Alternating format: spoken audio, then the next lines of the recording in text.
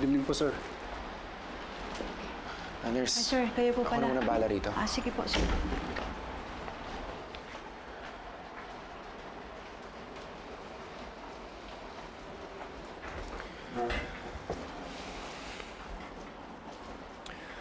Tingnan niyo, Mami, gusto kayo dinala ng galit niyo. Nakapatay na kayo ng tao. Ganyan pa yung kalagayan niyo. As much as I want to understand your reasons, pero mali po talaga kayo eh.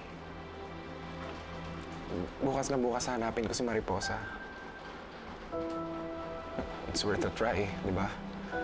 Alam ko hindi niyo po magugustuhan yung gagawin ko, pero I believe it's the right thing to do, Mami.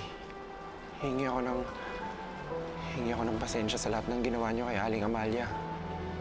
Patawarin man niya kayo o hindi, gusto ko nang tapusin to, Mami. So we could all move on.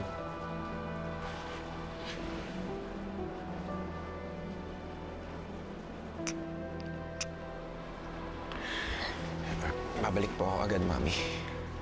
Sandali lang.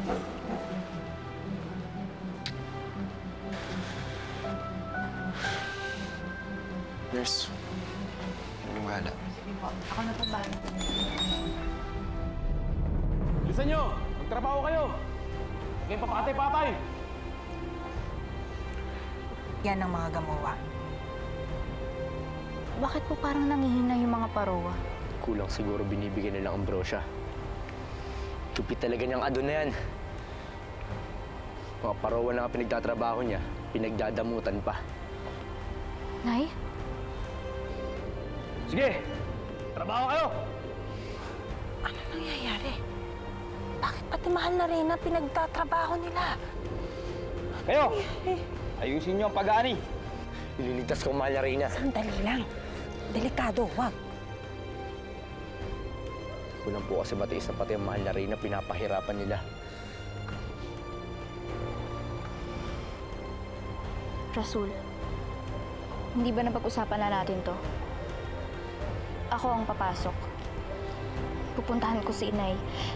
Itatanong ko sa kanya kung nasan yung kwintas. Bakit hindi niya ito nagamit laban sa mga gamowa?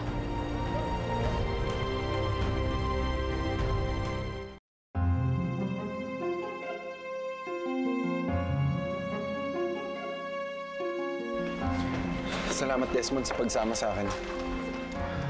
Sir, sigurado ko pa sa gagawin mo. Bukod sa delikado, walang kasigurado na makita mo si Mariposa. Hindi.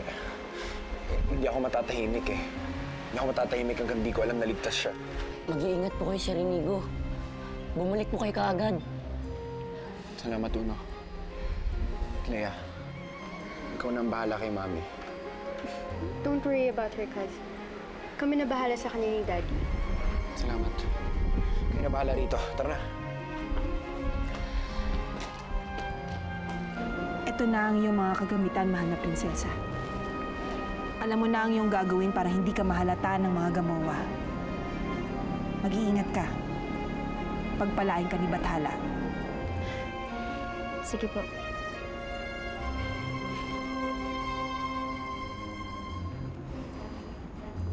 Ano naman po ang gagawin natin ngayon, Ina?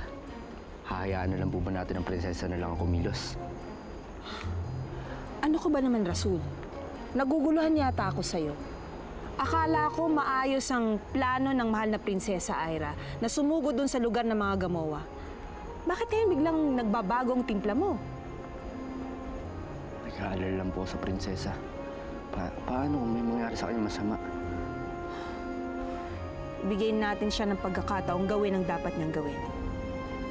Lubos ang tiwala ko sa kanya.